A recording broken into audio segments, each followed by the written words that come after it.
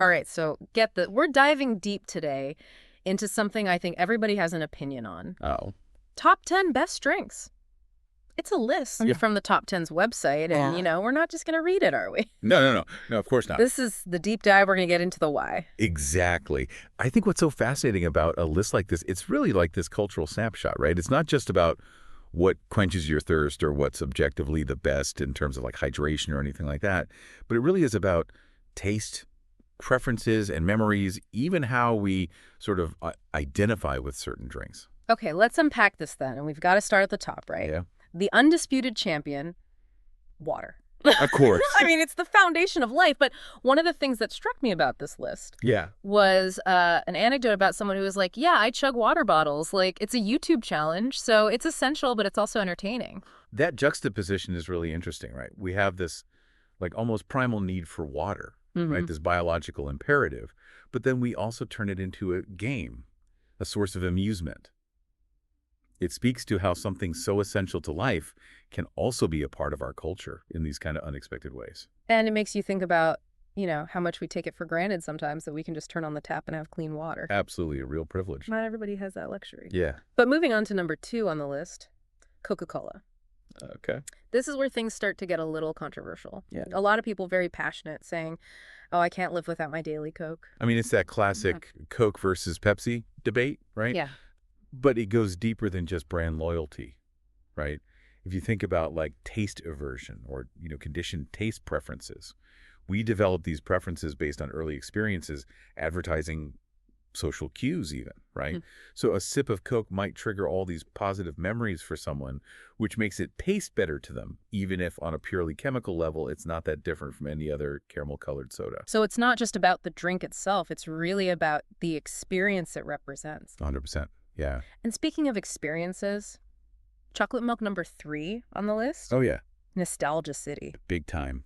I love that somebody was talking about having it with mac and cheese at Shaftesbury Elementary, like pure childhood comfort right there. Yeah, and those early sensory experiences can really have a lasting impact, right? That Yeah. creamy texture, the sweetness, the association with happy childhood moments, Yeah. it all adds up. It's why certain smells or tastes can instantly transport us back in time. It's like a sensory time machine. Exactly. All right, and then we have coffee Yeah. coming in strong at number 4. Makes sense. But it's interesting to me because it's not just a drink. Right. It's like a ritual. Absolutely. Yeah. Waking up that first cup, the aroma filling the kitchen. Totally. And did you notice how many people specifically mentioned Starbucks or Dunkin' Donuts? Oh, yeah. So it's not just about the caffeine. It's about the routine, the familiarity, the association with these very specific brands. It becomes part of their identity, Yeah. their daily narrative. Yeah, like that coffee cup is a signal to the world. I'm awake. I'm ready. Yeah. Let's do this. Exactly. But then we have the Dr. Pepper fans. Oh, yeah. Passionate, That's a good. feeling like their beverage of choice is constantly overlooked. And that's where, like, the psychology of niche markets comes into play, Hmm. right? Dr. Pepper might not have the mass appeal of a Coke or a Pepsi, but it has this dedicated following. And that intense loyalty can be incredibly powerful. Creates a sense of community, of belonging to something unique. Yeah, they've found this hidden gem, and they're fiercely protective of it. For sure.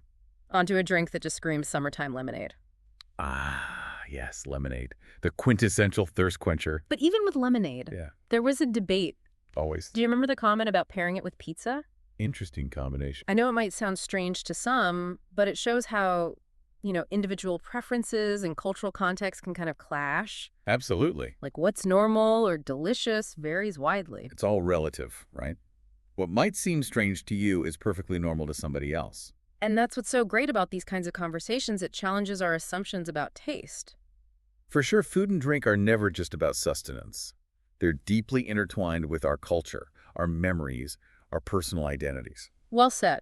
Okay, let's talk about a drink that I think is both loved and loathed milk. Okay. Some people swear by its nutritional value. Other people avoid it like the plague. Yeah, it's a great example of how personal experiences and I think evolving scientific understanding can really impact Yeah. our choices, right? We had that Go Milk cheer in the source material, which shows this like really strong positive association that some people have, but other people might have had negative experiences with it, maybe lactose intolerance or just a childhood aversion. Or there was that comment about somebody avoiding milk ever since having bronchitis. It shows how seemingly unrelated events can really shape our preferences. Yeah, absolutely, without us consciously realizing it even. Right. Our relationship with food and drink is complex and multi-layered. Mm-hmm. It's a tapestry woven from biology, psychology, culture, personal history. Very well said. Thank you. Okay, so now we're getting into this newcomers and contenders section of the list. Right. And this is where I feel like things get really interesting. Yeah. We're seeing drinks like apple juice, Yep. which might seem pretty basic, but it's clear it holds a lot of sentimental value for people. It's funny how apple juice is so often associated with childhood, Right. right? Like it represents this sort of pure, unadulterated taste, Yeah. and there was that anecdote about Juicy Juice and growing up in Ganger Hollow. Mhm. It really speaks to the power of those simple flavors to evoke such strong emotional responses. It's like a sensory imprint from our childhood. Exactly. And then we jump from this wholesome image of apple juice right into the epic battle of Pepsi versus Coke. Oh, yes, a rivalry for the ages. I mean, come on. But, I was looking at that really detailed Pepsi description. They even compared the carbonation levels to Dr. Pepper, and I think it reveals something deeper than just brand preference. Oh, interesting. It's like this human need for categorization for comparison. Yeah. We want to understand the nuances, the subtle differences, even in something as seemingly simple as a soft drink. We're trying to decode the flavor matrix. Exactly. Find that perfect balance of sweetness, fizz, and that just indescribable X factor that makes a drink stand out. Right. Speaking of standing out, there was that comment about girls in their 20s and strawberry milkshakes. Oh, yeah, that was an interesting one. Any thoughts on that? Well, it could be a playful stereotype, right? Mhm. Or maybe it reflects a genuine trend.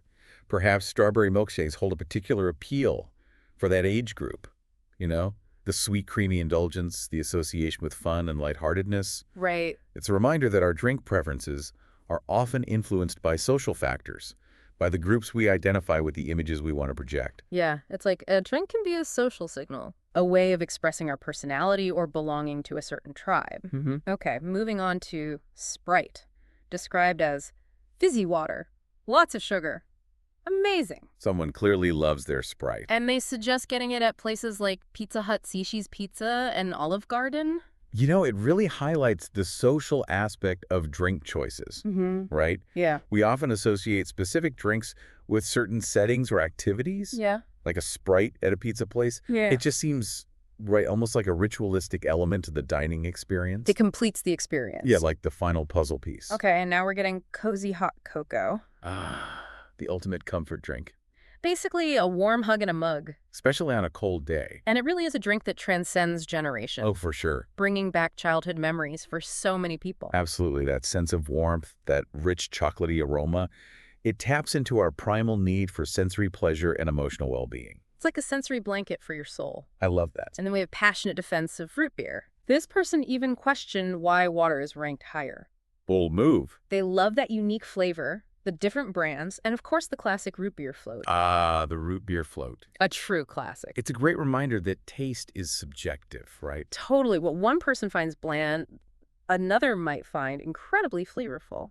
And the root beer float, it's like this perfect example of how drinks can become part of our cultural lexicon. Right. It's not just a drink, it's an experience. It's a memory trigger. A portal back to simpler times, childhood summers, soda fountain delights. Exactly. But then we have this interesting perspective on beer. Oh, yeah. Someone who admits it tastes horrible, Okay. but enjoys it while hanging out with friends. That's so interesting. So it's not about the taste at all. Not in that case, no. It's about the ritual, the Ah. camaraderie, the feeling of belonging. It's the social lubricant.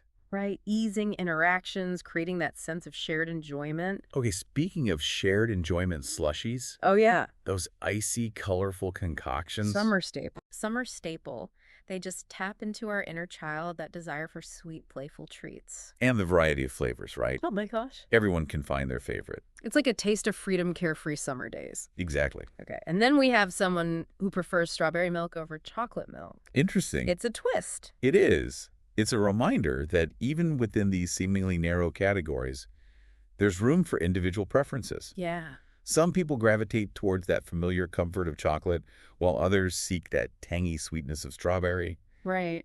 It's all about finding what speaks to your taste buds. Okay, so we have iced coffee, iced tea, those perfect pick-me-ups for a hot day. Mm-hmm. And then there's pineapple juice, Oh. with a commenter who is passionately defending its absence from the main list. I love that outburst of enthusiasm.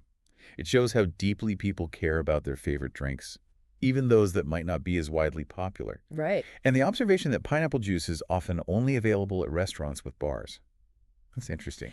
Maybe it speaks to the perception of pineapple juice as more exotic or special. It's like it holds a certain mystique, a taste of the tropics. Right. Maybe it's time for pineapple juice to break free from its bar-bound existence. I'm here for it. Claim its rightful place in the beverage spotlight. Let's start that campaign. But before we launch a full-on campaign, let's move on to Cherry Coke. Okay. A twist on the classic. Yeah. Some argue it's even better. It's fascinating how even a slight variation in flavor can spark such strong opinions, right? Some people crave that added sweetness and cherry tang, while others find it sacrilegious to tamper with the original formula. I get it. It speaks to the power of nostalgia and personal taste memory. It's like we each have our own internal flavor compass guiding us towards those tastes that resonate most deeply with us. Absolutely. Okay, and then we have strawberry lemonade, which is declared the better version of lemonade. Okay. But with a caveat, raspberry lemonade is still superior. Wow, a hierarchy of berry lemonades. It's a playful example of how our taste preferences can be layered and complex, right? Mm-hmm. We might enjoy that classic tartness of lemonade, but also crave the added sweetness and fruity notes of strawberry or raspberry. For sure. It's a reminder that taste is a journey, not a destination. I love that. We're constantly exploring new flavor territories, seeking out that perfect combination of sweet sour tart and everything in between. Exactly. Okay, and finally we have sparkling water, often praised as that healthy alternative to soda. Right. There was even a personal anecdote about someone switching from regular water to sparkling water because it's more appealing. Yeah, and that declaration, soda ruins your life. Yeah. I mean, it might be a bit of hyperbole, Yeah. but it highlights this growing awareness of the health implications of sugary drinks. It's a wake-up call It is. to reevaluate our relationship with what we drink. Absolutely. Consider the long-term effects. For sure. And to seek out healthier alternatives that still satisfy our taste buds. Right. And the mention of all those different flavors of sparkling water, lemon lime, raspberry lime, cranberry lime, black cherry. So many. It shows how the beverage industry is evolving to meet this demand for healthier options without sacrificing flavor and variety. It's like they took the concept of soda and gave it a healthy makeover. Exactly. You can have your fizz and drink it too. I like that. I feel like we've really journeyed through the world of beverages today. We have. From essential to the indulgent, Mm-hmm. childhood favorites to niche discoveries. It's amazing how much there is to uncover in something as simple as a drink. It really is. Huh. It's a testament to the power of taste and how deeply intertwined it is with our memories, emotions, and even our cultural identities. Yeah, this list of best drinks, is more than just a ranking. It's a reflection of who we are, what we value, and how we connect with the world around us. Absolutely. Like, we've been on this cultural expedition exploring this diverse landscape of human preferences and the stories behind each sip. Right. And we've seen how a single drink can evoke nostalgia, spark debate, even reveal deeper truths about ourselves. So what stands out to you from this whole exploration? That's a good question. What resonated most strongly with you? I think for me, it's how much our personal experiences shape our perceptions of taste. It's not just about some objective measure of what's good or bad.